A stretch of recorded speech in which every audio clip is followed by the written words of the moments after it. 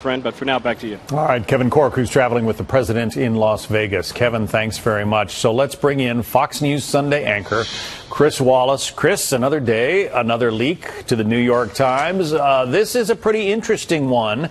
Give us your take on it. Well, it is certainly shocking, and I take it a little bit more seriously. The idea that here is the Deputy Attorney General of the United States, and to some degree the person who was running the Justice Department, because remember, certainly when it came to the Russia investigation, Jeff Sessions, the Attorney General, had recused himself, so Rosenstein was the officer in charge. Just after Comey has been fired, he is talking to other top people in the Justice Department, in the FBI, and saying that he would consider wearing a wire to tape the president because he is so concerned about the way he is acting, and even raising the possibility of the 25th Amendment. Now, some people have said, well, he was just said sarcastically, but the Times reports that somebody said to him in one of these meetings, "Are you kidding?" And he went, "No, I'm not kidding."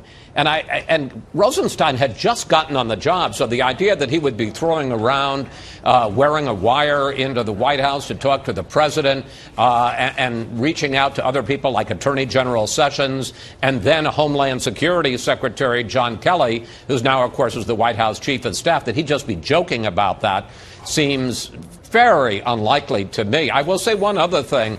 I find Rosenstein's denial not strong at all. I find it very weak. He says, and I want to quote, "There is no basis to invoke the 25th Amendment." He does not say, "I never discussed wearing a wire." He does not say, "I never brought up the possibility of invoking the 25th Amendment." He's a lawyer. He's a good lawyer. And he is very lawyerly in his denial. There is no basis now, present tense, to invoke the 25th Amendment. I think this is also going to have considerable political ramifications, John, because remember, the president is unhappy with Rosenstein, unhappy. Remember, he's the man who picked Robert Mueller to be the special counsel. This is going to give the president a whole new basis to attack Rod Rosenstein and the whole investigation by the special counsel. One last point I want to make, and I'm only putting this out there because these are two facts, not saying that there's necessarily any link. This is the first time we've heard any senior official talk about invoking the 25th Amendment, except the anonymous column in the New York Times a couple of weeks ago, in which that unidentified anonymous senior administration official said that in the early days of the administration there was talk about invoking the 25th Amendment. Does that mean that Rod Rosenstein is anonymous? Just asking. Let me engage in a little more tea leaf reading here. We saw that tweet. Kevin Corke had the tweet from Donald Trump Jr. suggesting that this is an attempt to undermine the president. I wonder whether it might be an attempt to undermine Rod Rosenstein. And here's the section of the article that brings that to mind. The Times writes, "In the end, the idea of recording the president surreptitiously, the idea went nowhere," officials said, but they called Mr. Rosenstein's comments an example of how erratically he was behaving while he was taking part in the interviews for a replacement FBI director, considering the appointment of a special counsel and otherwise running the day-to-day operations of the more than 100,000 people at the Justice Department. That sounds like a slam at Rosenstein himself, and you wonder whether this was leaked to perhaps shorten his tenure in the job. Well, that's a good question, but the only point I would make is that these are good reporters at the New York Times, and they wouldn't put this out there if they didn't think that Rod Rosenstein had seriously considered and brought this up with some of his colleagues at Justice and the FBI.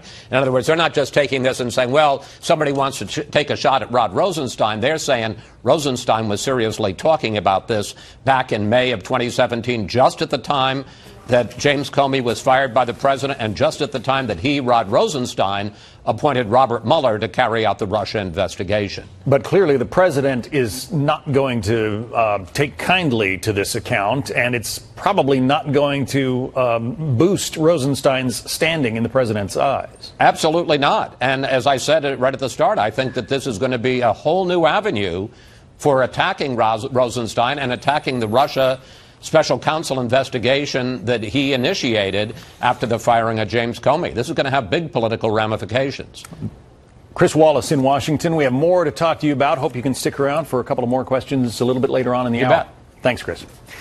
We're going to keep watching this story, and we will bring you developments as we get them. The original deadline has passed for Judge Brett Kavanaugh's accuser to agree to a hearing on Capitol Hill, but we're learning more about the negotiations behind the scenes over when and how Christine Blasey Ford might testify. That's next.